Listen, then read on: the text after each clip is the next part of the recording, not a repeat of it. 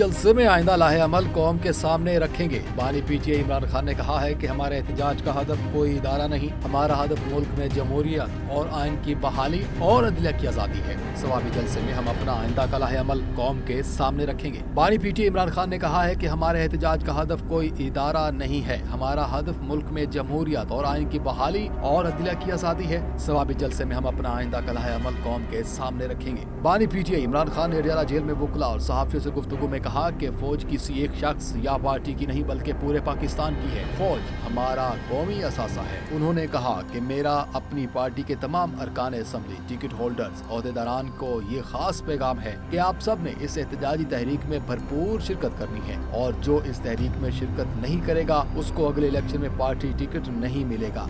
आप सबको इन आईनी तरमीम और मुल्क में जारी जुल्म और फस्तायत के खिलाफ खड़ा होना पड़ेगा। उम्मीद है कि सदर ट्रंप के आने से चीजें गैर जानबदारी की तरफ जाएंगी। मैं अपनी रिहाई का मुतालबा करूंगा, ना कोई डील करूंगा।